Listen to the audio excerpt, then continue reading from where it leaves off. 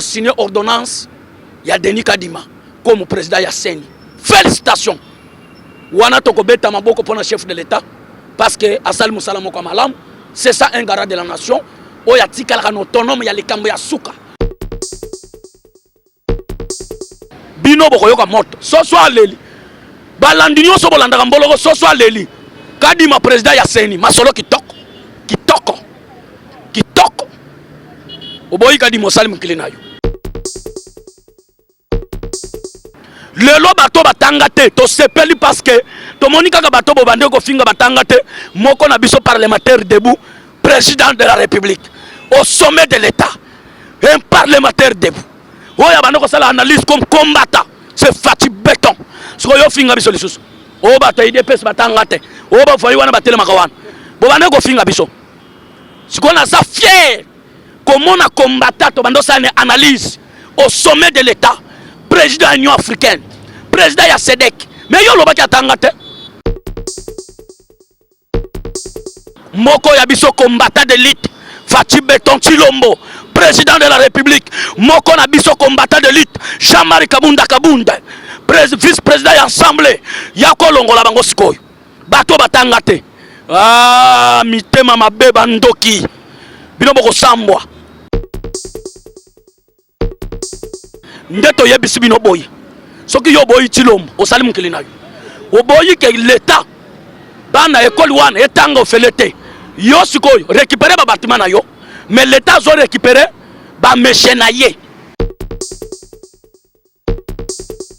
en tout cas monsieur Ambongo na Shole voilà qu'aujourd'hui Ambongo Shole le qui interview au lobby que notre yoki que non biso batutozo combattre gratuité ya chef de l'État oui.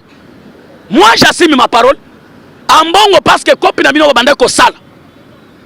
E kufi.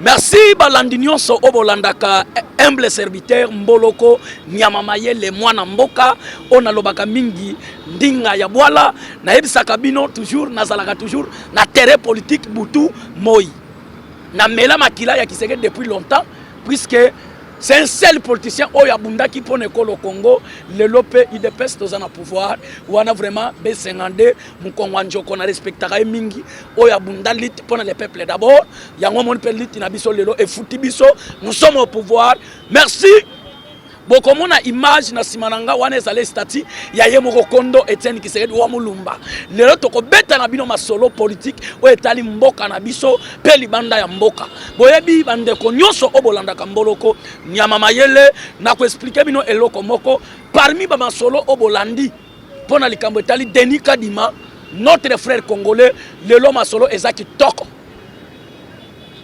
kendo kolongola ka dimat masolo ki toko Fatine de président. Tant que président ya cour a yebisi mboso ezo traîner puisque kalate 23 ezoya. Nyata bortoleka mboso nyata ki bor. Etikala ka seulement yemoko yemei. Président de la République. Président de l'Union africaine.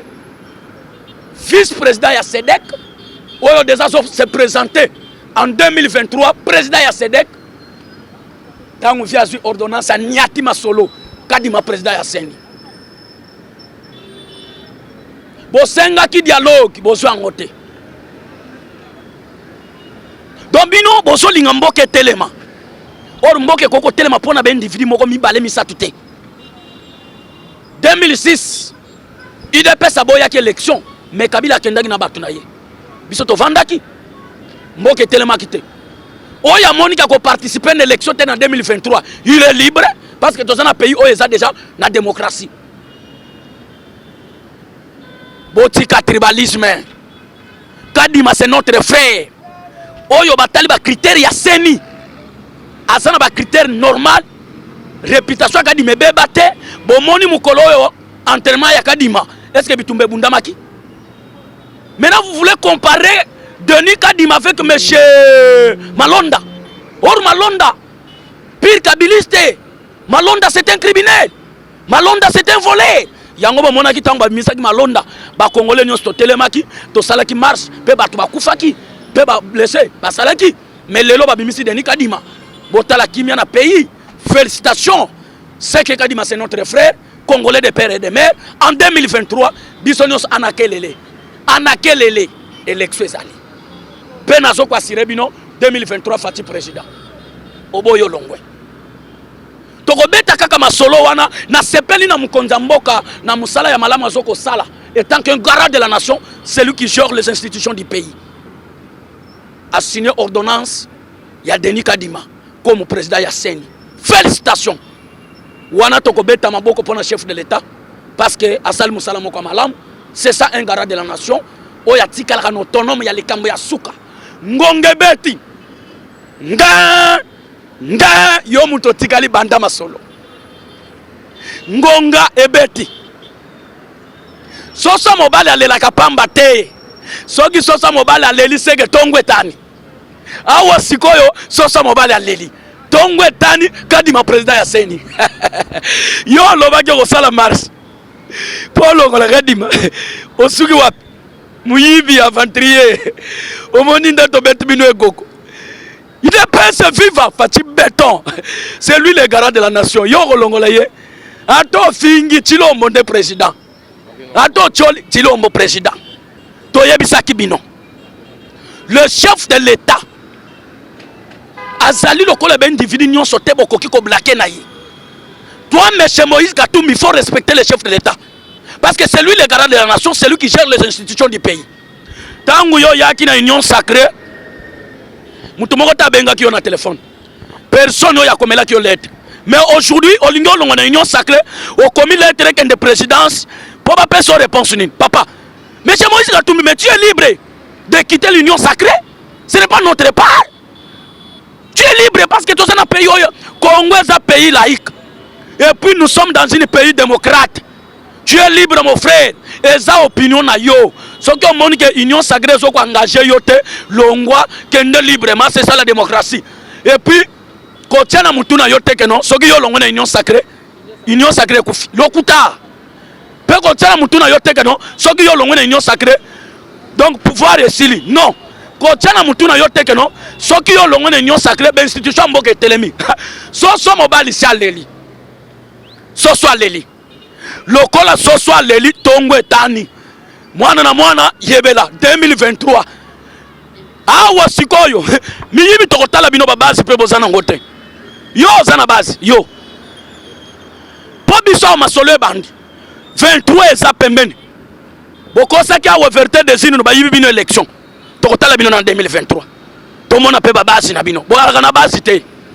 Nyonso bozo sala bozo yekola makambo UDP sa sala. Fati be. Bino bokoyoka moto. So Leli. Balandi nyonso bolanda mboloko so Leli. Kadima président ya Seni masolo kitoko. Oboyi Kadima osali mukile nayo. Soki lembi okatisi Braza pesa Congo. Kuna sogo moni na Brazzaville olembi ozwi Javel omeli. Olandi ma dilo système. Bosali ba système ya belé. Pona para Congo pona yo abu pia. Tikala kaka bongo. Mon frère tu es libre. Wana na soko sale mission moko spéciale. Ne stati ya Combatre qui serait wa mulumba se be 52 mukongo njoko. L'homme fort. Oya bundi pona mboka Congo. Il faut toi noraka na be mission nyoso. Il faut toi noraka na be institution nyoso. C'est teni qui serait wa mulumba be 52 mukongo njoko. Véritable démocrate, véritable docteur en droit, soko boye olongwe. Fatibe. Wana betwa Zoswe. Bobanda ko finga biso. Ke bato batelema na basanje te wana batanga te. Lelo bato batanga te to sepeli parce que to monika ka bato bobande ko finga batanga te moko na biso parlementaire debout, président de la République au sommet de l'État. Un parlementaire debout. Oya banda ko sala analyse comme combattant, c'est Fati béton. So yo finga biso lisusu. O bato IDPS batanga te. O ba foyi wana batelema ka wana. Bobane ko finga biso. Siko na sa fier comment on a combattu bando sa analyse au sommet de l'État, président de l'Union africaine, président ya SEDEC. Mais yo loba ki atanga te. Omoni soso mobali alelaka pamba te soki aleli tongo etani yo ngeta wabima yo koyoka nazalaka fier ntango namonaka président Felix bato bafingaki biso balobi non Felix atanga te aza marionnette placebo mwasi ya Kabila mais lelo marionnette na placebo ateboulone bino yo osala nini papa s'incliner tozaka na mokonzi moko fati béton toza na président moko fati béton. Je suis fier avec mon président Felix parce que parmi les 13 parlementaires son père Aleka totika na parlementaire combattant ya monotov toza pouvoir papier nabik lelo monsieur Kabila libanda avec une diplomatie. Voilà qu'aujourd'hui un combattant d'élite au sommet de l'État en tout cas na zalaka ne sengo atana lié lokote bo finganga bo chola biso bataide pesi batanga te batelema na santé te biloko ni na malunga balobaka formol bolanda bango te bakozo pouvoir te lelo kaka bato bo fingaki batanga te moko ya biso combattant d'élite Fati Beton Chilombo président de la République moko na biso combattant d'élite Jean-Marie Kabunda vice-président ya assemblée ya kolongola bango sikoyo bato batanga te mitema mabe bandoki bino boko sambwa nani bo sambwa ete bo sambwa boko lela bino soso leli ki salume banda kana ngeme bi kantima bive ngenge na bwala ese ngebe tumesa ba tata nange betu mesa ba mama nange fe tata nange fe bikabi mange ke sala batuna kayo. Monsieur le Président, osa ya province nini? Oh, je suis quinois. Comme tu es quinois, osa na province te, donc identifier yo. Avant de passer, tu as une élection, il faut que tu qui est congolais, qui n'est pas congolais. Et puis, loi ya Tchani na lobaki, proposition ya Tchani, ça doit passer. Bon, qui t'a bon matin, ça doit passer. Parce que loi ya Tchani, ils ont protégé l'institution ya pays. Pour gérer un président de la République, il faut ça de père et de mère. Pour gérer même Banque centrale du Congo, il faut ça de père et de mère. Voilà qu'aujourd'hui, la conséquence de ça, l'étranger va diriger pendant 18 ans. Babomi Mboka, le Congo tikali Alambo, grâce au président Felix, Congo bandiko songa malembe malembe. Depuis longtemps le Congo est malade. Maintenant aujourd'hui, grâce au président Felix, Congo bandiko soit traitement. Soki oboyi fati, au salim kilina yo. Pour le soki ba Congolais ba solo ba grâce au président Felix. Même bandeko yo ya lamuka, ba beta kamaboko. Ba salim marche. Ata gage va suite. Ata bato babukani bazate. Ata bato basoki bazate. Voilà que la démocratie dans notre pays. C'est ça que l'IDP s'abonde la lutte, démocratie et quota, et c'est la liberté d'expression à part Kofinga. Voilà qu'aujourd'hui, la Mouka a une liberté d'expression, il y a la marche, puis Mouta Koufia Zate, Mouta Soki Pazate, Basongi normal. Mais à l'époque, il y a M. Kabila, Bino la Mouka, Toyabaka parti politique, oh il combattant le dictateur en place, c'est l'UDPS. Même Nayeb Sakabino Martin Fayoul, c'est un produit fabriqué par l'UDPS. Nayeb Sakabino Martin Fayoul a zaki mwana bitinda, ya kondo etienne qui s'est Wamulumba. Maintenant aujourd'hui un Martin Fayoul devient un opposant de Félix Antoine qui serait Tulombo.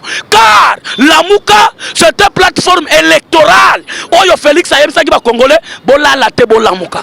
Le lobby no boyeli biso la Mouka commis regroupement politique. C'est folie, c'est la médiocrité. En vraiment, tout cas, il faut contre. Mes chers collègues, il faut changer votre comportement. Mais Ambongo na Shole n'a changé le langage. Puisque tu as dit que Ambongo na Shole n'a pas attaqué vision du chef de l'État pour l'intérêt de la population. Comment tu es un cardinal? On s'équipe dans l'église, mais un cardinal, tu es un serviteur pour la nation. Moussali Nanzamba Zalaka pour la Bampate, Kopesa Siga, Mabeza Lio Pesi Conseil. Mais tu es un cardinal, Obabenge Moussali Nanzambe Sango, Osoko Memelabiso Makambu Yamabe, Lukuta ya Sultan. En tout cas, M. Ambongo na Shole. Voilà qu'aujourd'hui, Ambongo Shole, le qui interview, au lobby que notre Yoki, que non biso batutoso combattre, gratuité ya chef de l'État. Oui, moi j'assume ma parole. Ambongo parce que copine amino bande ko sala et Koufi. C'est ça qu'aujourd'hui boso combattre le président Felix place au mando le Ambongo bo zongo le soutien. Ya onde boso bundisa président Felix. Ndeto yebisi bino boy. Soki yo boy Chilombo o salim kilinayo. oboyi que l'état bana école wana etanga ofelete yo sikoyo récupérer ba bâtiment na yo mais l'état zo récupérer ba méchenaye parce que l'école catholique c'est une association. C'est une association. Donc yo l'état ye wana ayena ba méchenaye batangi c'est pas na yo l'état zo futa bango pe l'état azo futa pe yo lokola bino association wana bolinga ngote monsieur Ambongo na Shole vous êtes libre pour récupérer ba bâtiment mais tokotala bana na bino ba ma plombe oyo atabe école na comme privé ba ma plombe na bino bo bana kozwila ngo wapi parce que tozaka na l'état moko ata lelo monsieur Felix a quitté na pouvoir président wana koya tango kotala bonheur ya peuple que deux groupes ya ben individu bazo bundisa bonheur ya peuple to yebite boko ma plombe ya bana wana wapi wana na zo répondre monsieur Ambongo na Shole bo ça va sel na Nzambe il faut boyeba ko lakisa biso ndakisa na RDC et tant que vous êtes des serviteurs de Dieu comment bino ba sel na Nzambe lelo boyeli biso un tribal boyeli biso division kaka yomo Shole oloba ke non kadima te parce que président za muluba kadima pa sa muluba moi to pese pouvoir ya seigneur sate kaka yo Ambongo oso bundisa gratuité ya chef de l'état kaka yo Shole bino nde boso combattre chef de l'état na ba institution nyoso donc bino pona bino nyoso tilomba zo sale pona bino ezamabe mais boyeba ke lokola nyoso tilomba zo sale ezamabe bo encourager atane loko moko pour lelo ayeli bino démocratie parce que Kabila côté na catholique l'église abeta bagage abeta massage a sabota même bino pa sango Kabila mais lelo bo féliciter président Felix vous êtes libre ya ko sala ba marche ya ko finga na ba média ya ko déclarer ya ko senga en autorité nyoso que non tozana besoin ya ko kutana na chef de l'état monsieur Shole monsieur Ambongo même moi no boti na libumu tango akomi au sommet de l'état osana besoin okoro o solo na ye okoko senga ngona obligation te soit tozoko obliger chef de l'état aya ko s'incliner pas na yo non ce n'est pas bon. Tu es un serviteur de Dieu, il faut changer le langage. Il faut y avoir berger bampate. L'église catholique c'est notre église. Oh ba congolais nyo so ba sambelaka. Mais l'église catholique et le groupe y a ben individu moko Ambongo na Shole pour combattre le vision il y a peuple congolais auprès du chef de l'état. Yango biso tolobi boy. Monsieur Ambongo, monsieur Shole. En tout cas, wane zali langage ya voix ya peuple. Ce qui monsieur Ambongo na Shole bolingaka peuple bo changer comportement na bino, bo changer langage, bo changer langage. Toi on a besoin tout le monde a changement na pays. Pays 18 ans, Congo la lambo, Kabila sokoli mboka, ayibi minere, ayibi nyonso salima ben nyonso. Mais lelo bino basango bando bundalit. To bando ko bundalit poto bengana dictateur. Lelo tant to bengana dictateur moi na mboka zui pouvoir, kaka bino mosengo na Shole. Ambongo bozo combattre Felix. Pour nous mutema mabe. En tout cas bozo mutema mabe. Na moni pena ke oui basango bozo mutema mabe. Pena ndimi ke non liloba na nsambo bokena kote ya bato ezaka ya lokuta. Puisque un serviteur de Dieu a koki kote ya bato liloba ya malamu pe bato batiango na mutu. Mais yo za msala nzambe ozotama na mensonge, oza msala nzambe ozotama na incrédulité, oza msala nzambe ozokende koloba mabe pe ko diviser nation. En tout cas, tous les sengote, monsieur Shole, na Ambongo. Toko senga na bino un peu de respect auprès du chef de l'État, parce que c'est lui le garant. Même moi no yoboti, il faut que banga ye ko pese pelongonia. Yangwana tolobaki, likambo etali ba enseignant wan. Lokola ba enseignant bozolanda un individu Ambongo na Shole. Boyeba ke suka na bino e ko sala mabe. Puisque tant enseignant yo so tang Ambongo te mutafuta yo na Shole. Mutazo futa ba enseignant za l'État. Yo enseignant oboyi kotangisa ozolanda un individu.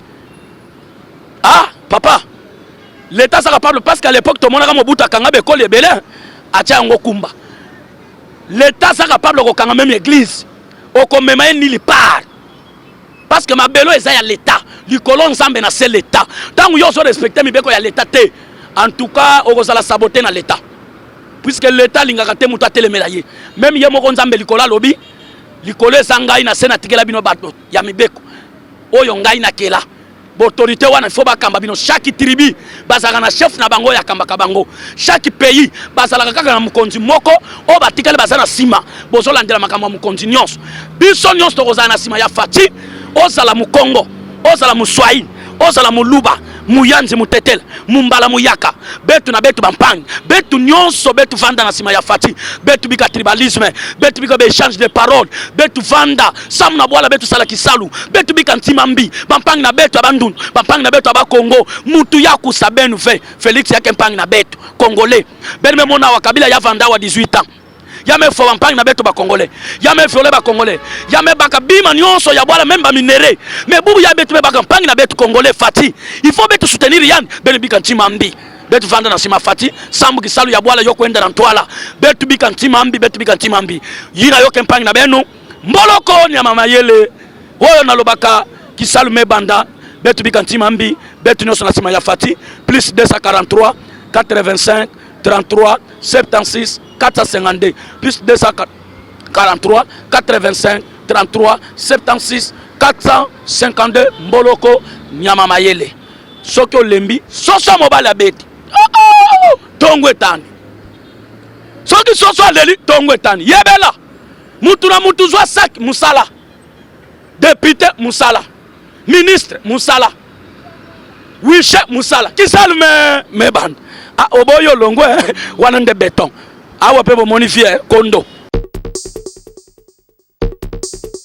Abonnez-vous sur notre chaîne, cliquez sur la cloche de notification pour ne rien rater de nos publications.